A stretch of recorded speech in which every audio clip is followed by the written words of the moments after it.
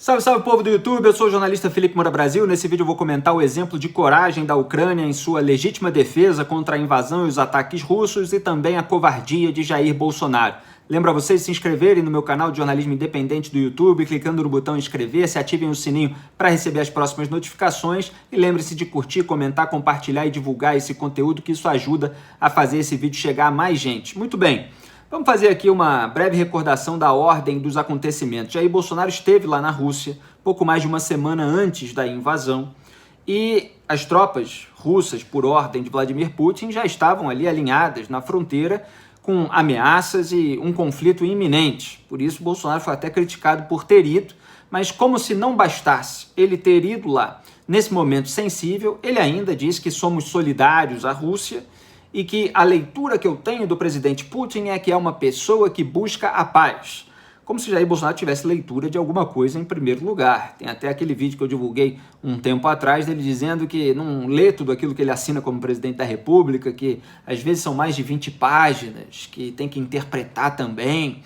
Muito bem, então, mais uma leitura errada, essa que ele resolveu fazer, pelo menos de uma maneira declaratória, de que o Putin busca a paz. Não é isso que a gente está vendo com os bombardeios russos. E a porta-voz da Casa Branca reagiu àquela declaração do Bolsonaro, dizendo que o Brasil parece estar do outro lado de onde está a maioria da comunidade global. Depois, o representante americano no G7 também disse: não é tempo de ficar no muro. Todos os países devem condenar o ataque, a voz do Brasil importa. E aí, o Bolsonaro não se pronunciou nos primeiros dias de ataque. Ou seja, ficou no ar aquela imagem que ele próprio criou do bajulador de Vladimir Putin, de um tirano que está dando ordem para uma invasão, um ataque, em que pessoas estão morrendo. E já vou falar aí dos dados oficiais e, obviamente, a gente vai ter que esperar para ver qual vai ser a contabilidade final disso aí quando acabar, se acabar. Tem conflitos que duram muito tempo. Muito bem. Depois, Jair Bolsonaro desautorizou o general Mourão, vice-presidente da República, que havia condenado os ataques russos. Aquela pose de presidente mimado que não aceita que alguém tome a dianteira, principalmente no momento sensível, e ele tem que dizer que ele é o reizinho, ele é o presidente, e quem fala pelo país é ele, e piriri pororó. Então, ele deu aquele ataque histérico e continuou sem comentar exatamente a questão. E aí eu escrevi um outro artigo, além daquele primeiro, A Guerra contra a Realidade, eu escrevi A Guerra dos Outros. A Guerra dos Outros está lá na minha coluna, o link está sempre aqui na descrição. E tem um parágrafo assim: os bombardeios mortíferos na Ucrânia e o cerco das tropas a Kiev só confirmam que as vítimas, e eu me referi ali aos países, ao país invadido e aos países ameaçados pelo Putin e os seus respectivos povos, evidentemente, precisavam e precisam de ajuda externa, ou vão cair uma atrás da outra em suas mãos, seja pelo achaque, seja pela guerra, seja pelos dois. E eu mostrei no texto que o Zelensky, o presidente da Ucrânia, estava sem aliados dispostos a entrar em conflito armado pela defesa do país e reclamava da falta de garantias de segurança, questionando quais países específicos as dariam, porque ele estava pregando que tudo se resolvesse com diplomacia, mas ao mesmo tempo ele não havia sido exatamente aceito. Tinha países que já tinham se manifestado contra a entrada na OTAN, e do outro lado, o Putin não querendo a entrada da Ucrânia na OTAN e também ameaçando e agora atacando o país. Então ele estava largado, de certa forma, à própria sorte, embora o Ocidente já desse ali os primeiros sinais de reação em termos de sanções econômicas, mas não como se fosse uma agressão a um dos membros da OTAN. E pelo Tratado de Washington você tem aquela regra de que um país atacado faz com que todos os aliados se unam numa defesa coletiva. A OTAN é isso, um bloco de países para a cooperação defensiva e não para atacar um outro país. Mas, na cabeça do Putin, o avanço da OTAN exige um avanço dele, só que são dois tipos diferentes de avanço. O avanço da OTAN, e isso se confunde muito nesse debate público cheio de picaretas aí no Brasil, desse bolsolulismo internacional, é que uma coisa é a nova adesão de países a um bloco de cooperação defensiva, e a avaliação dessas adesões. Você pode entrar, você não, você se fizer isso ou aquilo e tal. Outra coisa é o sujeito começar a bombardear um outro país. Então, são naturezas completamente diferentes. Muito bem, os Estados Unidos ofereceram, então, em seguida, ali um dia depois do meu artigo, a invasão foi no dia 24 de fevereiro de 2022, publiquei dia 25, dia 26, sábado, né, a invasão foi na quinta, sábado saiu a notícia de que o Zelensky, presidente da Ucrânia, tinha recusado uma proposta dos Estados Unidos para retirá-lo de Kiev, a capital do país, com a seguinte declaração épica: preciso de munição, não de carona. E era exatamente isso que eu estava falando, que era necessária ajuda externa, não só militar, mas claro, com sanções econômicas e com outras ajudas, como humanitária. E ele deu essa manchete, né? Preciso de munição, não de carona, mostrando que ele é o presidente que permanece no país, permanece na capital. Estava ali com trajes militares, inclusive em vídeos postados nas redes sociais, que ele administra muito bem os seus aliados para gerar uma comoção internacional. Conseguiu fazer isso. E não foi o único. O ex-presidente da Ucrânia, numa entrevista à CNN americana, que eu legendei em português, coloquei no meu Twitter, o link vai estar aqui na descrição também, foi questionado: quanto tempo vocês acham que conseguem resistir? E aí ele demorou alguns segundos, não sei se pelo delay ou se por ele estar pensando, ou as duas coisas, não é mais provável. Ele respondeu: para sempre. Então foram duas declarações assim memoráveis, mostrando ex-governante e governante do país se mantendo no local para lutar com o seu povo pela sua liberdade, pela sua autonomia, pela sua independência, pelos valores democráticos que os tiranos desprezam. A presidente da Comissão Europeia, que é uma instituição ali da própria União Europeia, anunciou depois o compromisso de garantir que um certo número de bancos russos sejam removidos do SWIFT, que é aquele serviço global de mensagens entre instituições financeiras, pelo qual as transações são feitas, e diz que isso os impedirá de operar em todo o mundo e bloqueará exportações e importações russas. Então as sanções econômicas vieram, atingiram também o Banco Central, em termos de sanções, tá? Quando a gente usa essas palavras atingir, né, elas servem para essas questões que são de outra natureza, mas servem também para as questões militares, e quem está atingindo, atacando, é o Putin. O Bolsonaro, então, veio à tona, depois disso tudo, para dizer que ele não ia tomar partido, o Brasil, no caso, governado em tese por ele, e o Brasil adotaria a postura de neutralidade. Aí como diz aquele cartaz que está circulando muito, com uma ativista com os dizeres assim: se a Rússia parar de lutar, não haverá guerra. Se a Ucrânia parar de lutar, não haverá mais Ucrânia. Aliás, não vou entrar aqui nos méritos de cada questão, porque obviamente elas são diferentes, mas tem um vídeo do Dennis Prager sobre Israel, em que ele fala mais ou menos isso, né, sobre aqueles que tentam destruir, que não reconhecem, não querem permitir a existência do Estado de Israel, e Israel ali sempre se defendendo. É claro que há muitas controvérsias sobre esse ponto, só estou lembrando que existem outros conflitos em que certas lógicas são utilizadas também como argumento de defesa, mas nesse caso não há controvérsia. Se a Rússia parar de lutar, não vai ter a guerra. Quem está querendo fazer ataque é o Putin. A Ucrânia não vai atacar a Rússia se a Rússia parar de atacar a Ucrânia. O que o Putin não quer é que a Ucrânia se junte à OTAN, justamente para que ele possa atacá-la com mais facilidade. Isso me lembra até uma entrevista que um traficante de drogas aqui do Rio de Janeiro deu uma vez. Ele já estava preso, mas mesmo assim ele deu uma posição contrária ao policiamento ostensivo em favelas e tal. Policiamento em favela. Então era o traficante, aquele que quer ter o controle da região, se posicionando contra a polícia. E aqui você tem um autocrata sanguinário se posicionando contra um sistema de defesa coletiva. Claro que é do interesse dele.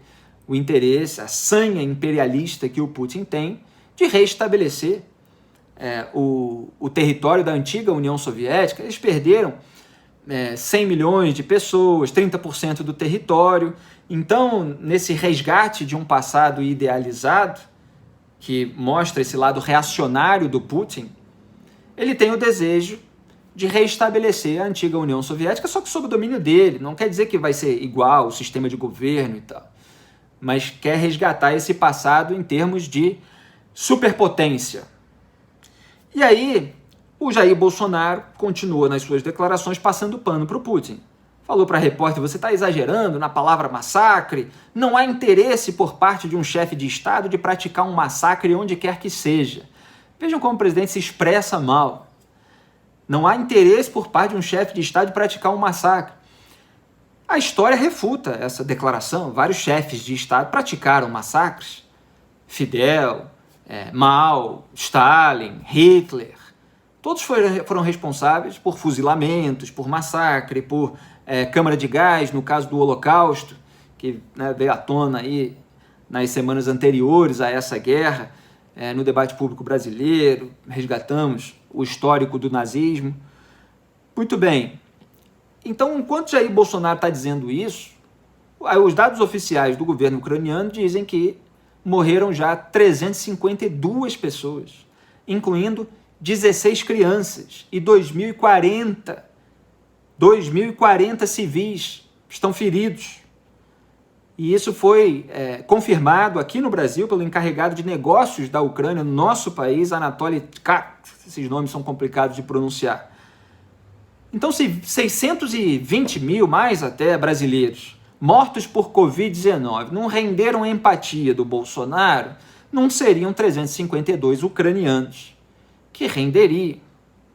Ele não teve sequer esse cuidado, essa sensibilidade. E isso repercutiu imediatamente mal pelo mundo, né? Eu até mostrei no meu Twitter um vídeo da CNN Portugal com uma comentarista portuguesa criticando as declarações do presidente, mostrando que Bolsonaro mostra, comentando, né, que Bolsonaro mostra claramente posição pró-Putin. É a Helena Ferro Gouveia, já que o Bolsonaro omitiu a agressão russa, não quis falar a respeito disso. Ele falou que era exagero, negócio de massacre. Não surpreende de um presidente que não se preocupou com sua própria população na pandemia, disse ela. Aí chamou de insensibilidade, inabilidade política e ainda se disse generosa de falar nesses termos. E depois até esse encarregado de negócio da Ucrânia no Brasil disse: eu penso que o presidente do Brasil está mal informado, talvez ele devesse conversar com o presidente ucraniano para ter uma visão mais objetiva. Ele se pronunciou neutro, então acredito que não sabe a situação atual que acontece na Ucrânia. Nós gostaríamos de um maior apoio, uma maior condenação por parte do Brasil à Rússia. Nós temos que parar essa agressão. Então é assim que é a repercussão da declaração do Jair Bolsonaro, por aqueles que entendem português. Você tem um representante aqui que fala português, é de lá, mas entende e fala, com sotaque, obviamente. Você tem já a imprensa portuguesa repercutindo as declarações do Bolsonaro na própria Europa. Então, ele continuou a falar e citou duas vezes a palavra comediante, como quem zomba, na verdade. É claro que a construção da frase, não, eu só estava constatando, não, conversa. Ele falou que o povo confiou a um comediante o destino de uma nação. Falou duas vezes, para que chamar a atenção disso numa hora dessa? Mas Jair Bolsonaro chama a atenção, e aí todo mundo na rede social está lá dizendo que é melhor um comediante que luta pelo seu país do que um palhaço, se referindo ao Jair Bolsonaro. E eu comentei que é melhor um comediante que luta pelo seu povo do que o patriarca de uma holding familiar de rachadinha que prega a infecção em massa e diz: e daí sobre a morte dos seus compatriotas. Essas são as declarações do presidente que a gente está comentando aqui, porque os bolsonaristas vêm: você está usando isso e aquilo. A gente está usando as declarações do presidente. São desconectadas até do discurso do embaixador brasileiro na ONU, que fez ali o mínimo do necessário, só o mínimo, em contraste, inclusive, com os discursos dos demais representantes de outras nações, que foram muito mais incisivos. Dei até pausa aqui para lembrar o nome dele, Ronaldo Costa Filho, embaixador do Brasil na ONU, que começou o discurso falando o seguinte: o enfraquecimento dos acordos de Minsk, que são os acordos ali entre Ucrânia, Rússia e aquelas regiões em disputa, que tem separatistas, etc. O enfraquecimento desses acordos por todas as partes, jogou a culpa ali em todo mundo, e o descrédito das preocupações com a segurança vocalizadas pela Rússia, passou um paninho para a Rússia, defendeu ali as próprias alegações russas para embasar o ataque, no caso da Rússia, não dele, tá? Prepararam o terreno para a crise que estamos vendo. Deixe-me ser claro, no entanto, quer dizer, na hora em que ele teve o ponto necessário para fazer o mínimo, ele botou até a adversativa ali, no entanto, porque antes ele estava ali fazendo aquele sabão todo. Esta situação não justifica o uso da força contra o território de um Estado-membro. Muito bem, isso é o que Jair Bolsonaro não fez, se recusou a fazer.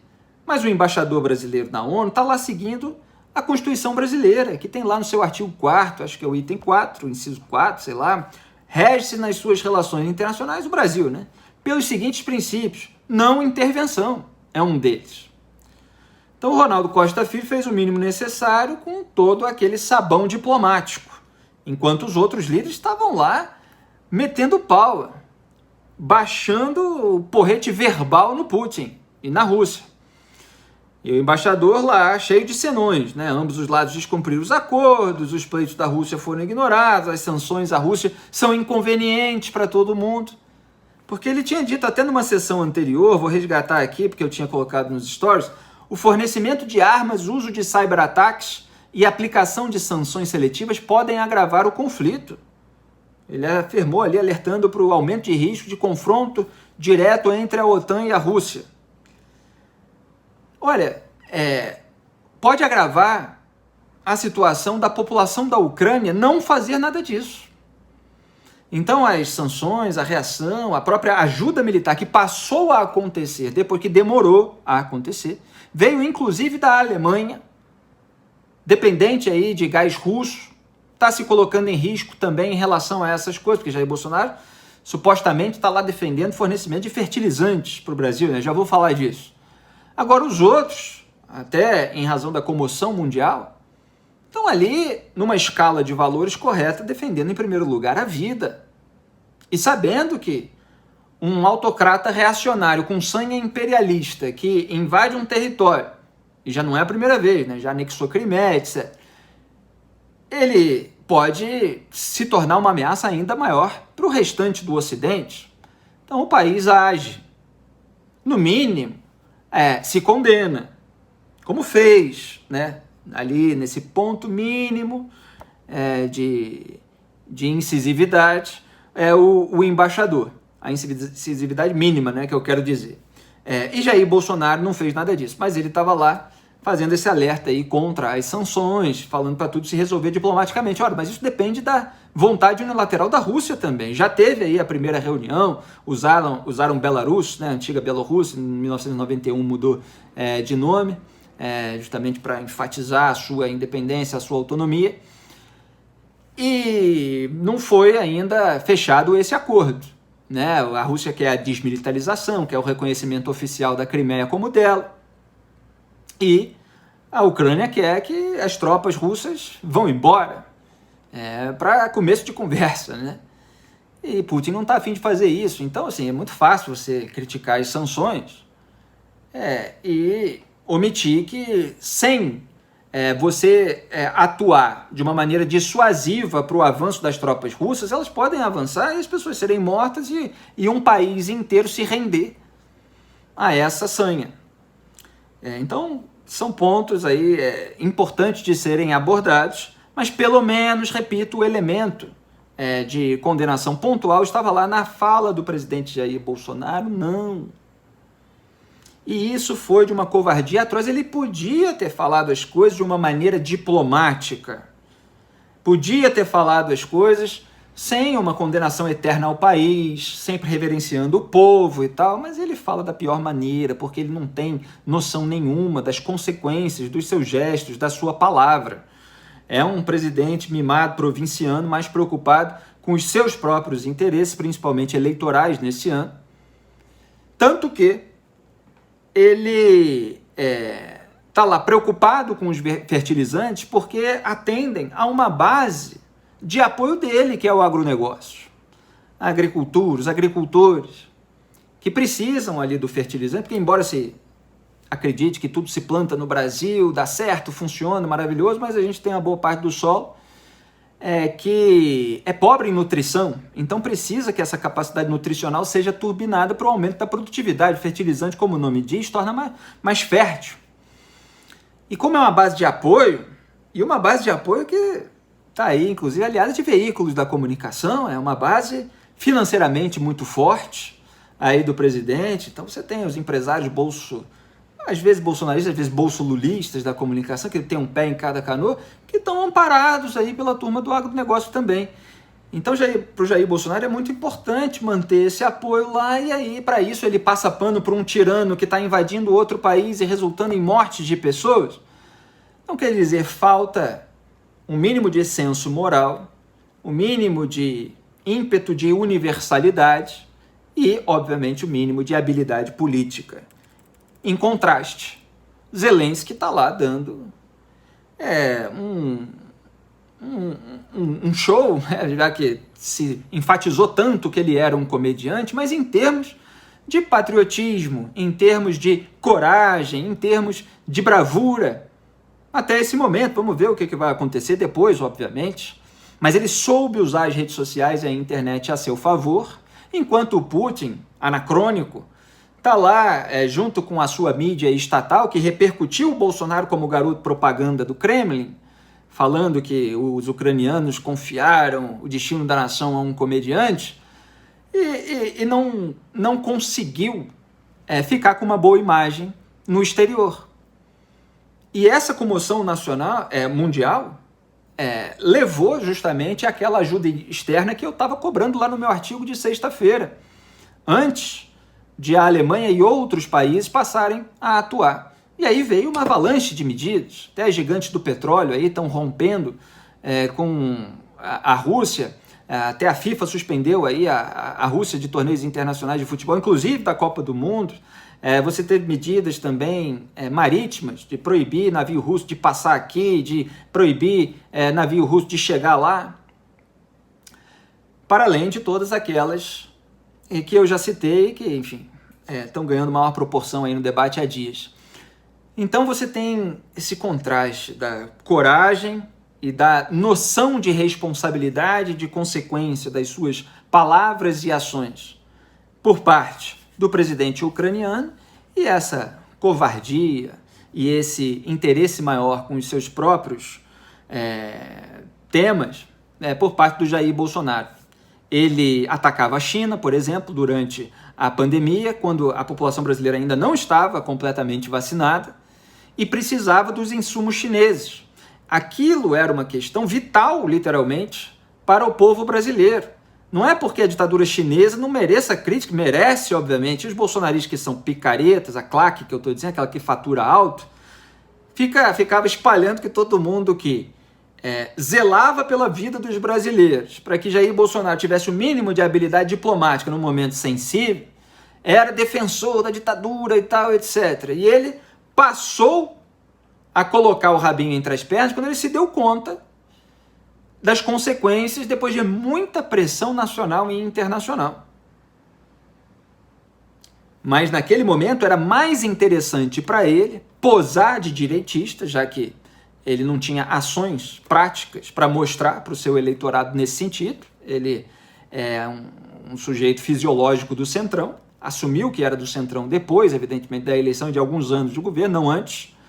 Está aí aumentando a impunidade no país para defender a família, no pior sentido do termo, né, que é defender contra a responsabilização da sujeira que fez. Então, proporcionando uma impunidade geral, da qual o petismo também é beneficiado, sabotando o combate à corrupção, precisava falar mal da China para posar de direitista contra uma ditadura ligada à esquerda.